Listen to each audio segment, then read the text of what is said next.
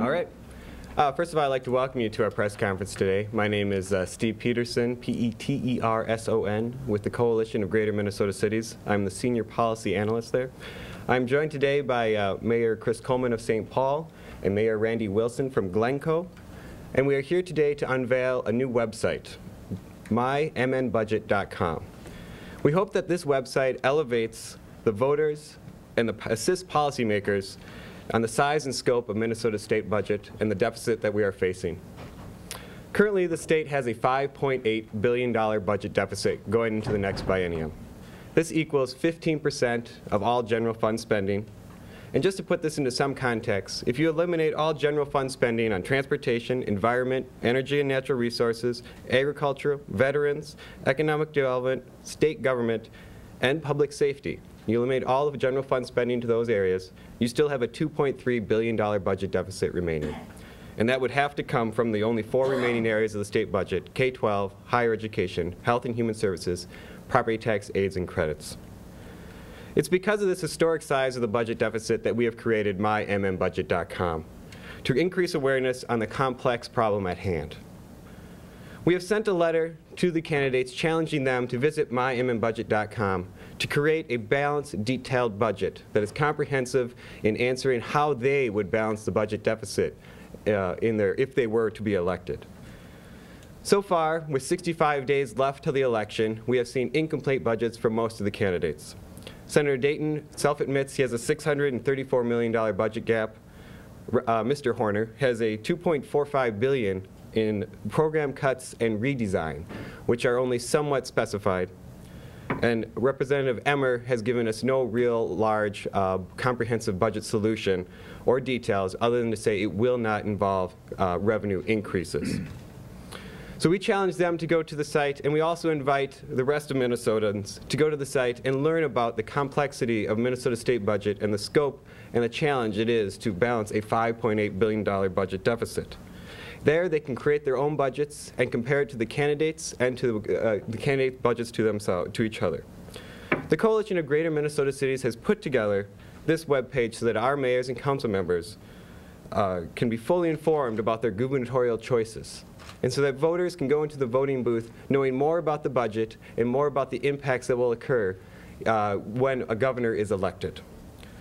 At the end of this program, we're going to do a brief demonstration of the website. But before that, I'd like to turn it over to Mayor Chris Coleman for some further information. Thanks, Steve.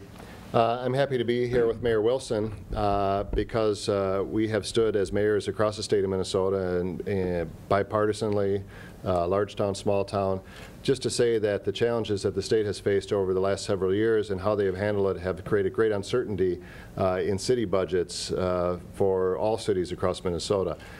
It makes it very difficult for us to budget for the coming year when we're uncertain as to whether we're going to get local government aid or at what level we'll get local government aid.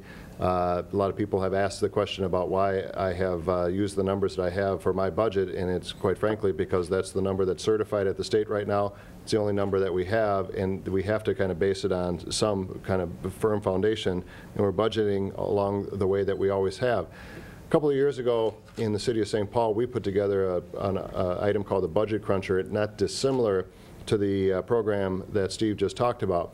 What it allowed folks to do was to really understand the complexity of the city budget.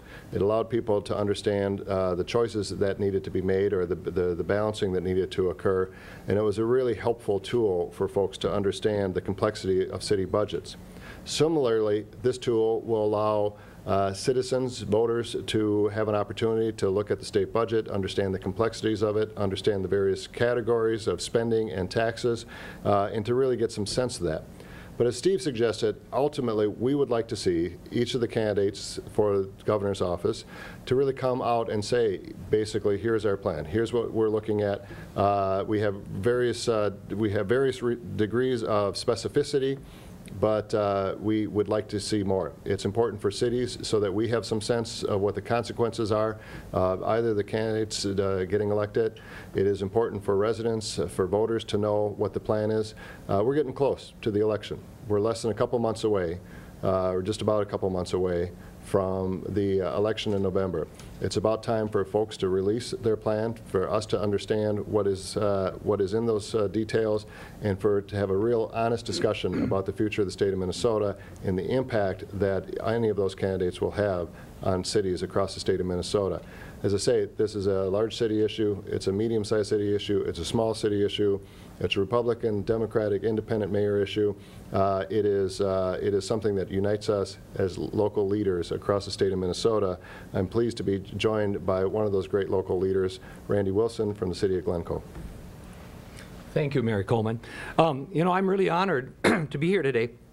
I looked at the site briefly at first in about 5 minutes, and right away I thought, this is really kind of a neat tool. I think what's best about it is we're all having conversations about why do we have school shifts and we don't get paid right away, or what's with LGA and what does it do. But this, I think, points out very clearly to everybody who chooses to go to the site how many things are involved in the state government and how we as communities are affected by what's going on. And I hope that even if, you know, you don't try to do the whole process, people use it to just become engaged and look at what the government in Minnesota is made up of, what we pay for, and how it affects us and our families, because it does affect our families. One of the things that local governments do is, you know, we provide street repair and those types of basic services, but public safety is just huge in our communities. We have to provide fire protection, we have to provide police protection. So inevitably, we are linked with the state government in many of the services we provide. And I think the whole site is very good. I'm hopeful that all the candidates will take time to look at it and give us an idea where their budget is. And as a mayor, I think it's important that I know, because I'm responsible to the citizens in our community and the people we serve, so that we can provide sound leadership financially over the next 2 or 3 years. We all have to be part of this budget process. We have to be part of the budget solution. So I think the more we know, I think the better job we can do with facts. So thank you. I'd like to take a moment to give you a brief preview of what the website does and how it works. So that once again, it is titled mymnbudget.com. And on this is the main web page when you get to it. As you can see, you're going to get given a brief introduction of how it works and what it does here on the left. But we also have links to Mark Dayton's budget plan, Tom Emmer's, and Tom Horner's budget plan as of what they've given us so far. So if you click on Tom Horner's plan, it gives a link to his outline that he put out the other day, and of course his website as well. And we hope, as the governor candidates create more detailed budgets, that they will inform us, and we can keep these links up here so we can get more and more detail so people can really compare what would happen under different gubernatorial winners. So we go down here to get started, and it opens up and how MM budget works. And you can see we have right here our budget calculator. Right now we have a $5.765 billion budget deficit. Right now we have no net increase in revenue, no net decrease in spending, so we still have a budget deficit. The way it works is, you see we have tabs across the top here, and each one has a different area of the state budget. Current taxes, expanding the sales tax, K-12, higher ed, health and human services, state government, etc. And you can go through, we'll start just with current taxes. If you believe that revenue increases have to be part of the solution, you can go here, and I'll page down here a little bit. Actually, if I control. You can see that you can raise like the lowest tier rate, and you can see how much that raises, or the middle tier, or the current top tier. We also put on a 4th tier for income over $250,000, and we can just raise some revenue that way. Or if we choose not to do income taxes, we'll just zero that all out real quick. There we go. Which one's on? There we go. You can do an income tax surtax. You can return the rates to 1998. We also have included corporate tax rate, general sales tax, liquor tax, cigarette tax, state property tax, which falls on commercial and businesses and cabin owners. We have also allowed what many people have discussed, the expansion of the sales tax, which you can see we have a list of everything that is currently exempt from the sales tax, or a lot of things that are currently exempt from the sales tax. It's not a total list. And you can click on any one of these. If we wanted to expand it to food or clothing, we can click on there, or medical devices, or prescription eyeglasses. I want to say before I do this, none of these are endorsed by the coalition or any of the cuts I make, or they're just examples. So when we go and then we get to the spending side of it, here's K through 12. And what we have on here is we've listed general education. It's $12.5 billion of the budget. We have a brief explanation. That's looking a little funny. There we go. A brief explanation of what it is. It's funding for the 825,000 students and the 2,000 schools and the 137,000 teachers. We do that for each of the programs that the state budget funds in each of these areas. If you want more information, you can simply click on more information, and it brings you to the state websites that we got all this information from through the Office of Budget and Management. I should say 90% of it is through that. Some of it's through the Department of Revenue, some is through specific agencies. So if we wanted to say cut education here 7%, we just did that, and we just cut $1.1 billion towards the budget deficit. As you can see, we're working on our goal here. We've raised $727 million. We've cut $1.1 billion, but we still have $3.9 billion to go. And you can go through then each one of these tabs. Higher education, we're going to, we'll nick them a little. We're just going to make this balance. And let's see, property tax aids and credits. Well, we're not going to cut that one. Health and Human Services, we'll cut some medical assistant here. Public safety, I guess we got to keep cutting some more here. Let's go back to the big one. That makes it easier to make it balanced. Congratulations, now our budget is balanced. And you can go through each one of these programs and see what you want to cut and what you don't want to cut. And like I said, if you want more information, we'll just click here on the University of Minnesota. We click More Info. It takes us to a website here and gives you a 7-page document that tells you more about what the University of Minnesota does and what it funds. Finally, then you go to the summary page, and it will let you know where you've cut, in this case, what we've cut, and what revenues we've raised and where it's come from. And we ask a little information about yourself and ask you to submit it if you've completed the whole document. So that is what this website does. It allows individuals, Minnesotans, to go inside and actually balance the state budget right online. And simply put, if Minnesotans can go online and balance the budget, the governor candidates should also be able to give us a detailed budget so we can actually have an honest debate about what is going to happen in the next, after this election. And with that, we'll open it to questions. What do you do with the information you get? You say they can submit that information. What do you do with that? Currently, that just goes to me, and if we have enough people actually do it, we might compile a report and see what people are saying, but we don't know how many people will complete the whole survey. Yeah. We just thought it would be good to have some way of tracking it. Is there any political bias built into the process? I tried to limit it as much as possible. That's why I went from the Office of Budget and Management's actual explanations of what the programs do. That's, obviously you have limitations in any type of thing you're creating, but that's where the information came from, to try to limit it as this is what the program does, this is how many people it serves, this is what it costs. Mr. Bowman, do you view Governor Valenti and Representative Emmer as deficit deniers to a certain extent? And as you know, they would argue that the 5.8 figure, whatever that was, that's not really necessarily a true figure. You could go much lower, maybe $2 billion. That's the true deficit number. Or you could go higher if you were also to factor in all of the various costs and the money that we received over the last several years from the federal government, as well as the cost shifts in K-12, et cetera, et cetera. So I think that number is probably the fairest number to start off from a true scale of the deficit, that 5.7. One of the things that I think that the fuzzy math that Representative Emmer is using doesn't recognize some of the inherent cost increases in government. It's one of the things that we've tried to recognize. It does recognize that there is some additional revenue, but it doesn't factor in some additional spending pressures that you can deny them all you want, but they're there. If the cost of gas is going up, then the cost of gas is going up. If the cost of health care is going up, then the cost of health care is going up. The problem that we have with Representative Emmer's budget is we don't have anything. We're 2 months out from an election. You can agree or disagree with the approach that Senator Dayton's taking, agree or disagree with the approach that Tom Horner's taking, but at least you got a starting point. We have no starting point right now with Representative Emmer 4 or 5 months or 6 months almost after he was endorsed. So we'd like to see that, and I think the people of Minnesota would like to see that as well.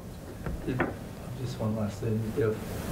If you accept the fact, as they would argue, that the actual deficit number is lower than what others might say it is, does that also argue that you would need fewer LGA cuts because the if the number's lower, then there would be no need to make any cuts. I would assume it could be argued or reasoned.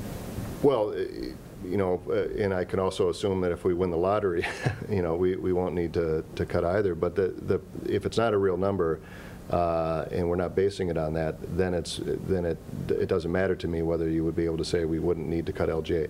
Yes, it's true. If the budget deficit is, you know, if it doesn't exist, if there's in fact more revenues, then we should be arguing that we should get some of the restoration of the cut we saw today. You know, since 2002, about a 50% reduction in actual spending power under the allocation for the city of St. Paul.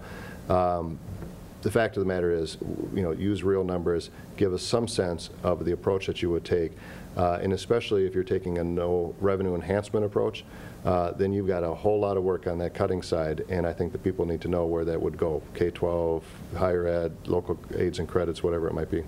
Yeah. I think to defend the $5.8 billion number is that eventually one of these candidates is going to be elected and they have to create a budget that's going to come out on something like this. And if no economic conditions change, it's going to show a difference of $5.8 billion on here. And that's why we use the $5.8 billion number. This is general fund, not the special funds? Correct. This is just the general fund, which is where the budget deficit is created. Yep. Who did each of the three of you support in the governor's race? I choose not to answer. No secret, I support Senator Dayton. I actually haven't decided right now. I consider myself a Republican, but I feel an obligation. Oh, okay. I actually haven't decided yet. I consider myself a Republican, but I feel I have an obligation to know where each of the three candidates is standing on their budget, because it affects our city councils and my ability to make decisions for the people we serve. Is there another database or another document that is as convenient as this seems to be for getting a glance at budget? That's a good question. I think we have created a very easy way of, or easier of trying to create a way to balance the budget online. And in a comprehensive way. I know there are ways that people do it that are much more simplistic, but I think that hides the complexity of what the actual budget situation is you have to go into each program and decide which programs you want to keep and which ones you're going to get rid of. I mean, if you get rid of all the tiny ones, you still have a long way to go, and I think it's a good way of, you know, just looking at that and deciding, well, should we be spending it on this, X or Y? And you have to look at every program. So it's purposely made not too simplistic. It's made as simplistic as you can, using all the budget programs that are funded by the general fund. Who is your major target audience here? You've talked about the public, you've talked about mayors, council members, candidates. I believe it is a combination of the candidates and getting them to actually put forth a budget that is comprehensive and balanced. And I also believe it is the voters in Minnesota, so they can go online, learn more about the state budget and the complexity of balancing the budget. Thanks, everyone. Steve, can you just share with everyone that we're going to be doing other press conferences and sending it to schools? Yeah, we are going to be doing press conferences across the state, unveiling this around so other newspapers in greater Minnesota will see this and TV reports. And we're also going to be trying to team up with schools a little bit and get it into the classroom so students will have an attempt to balance the budget. We think it's a good learning opportunity for everyone. Thank you. Thanks, Mayor.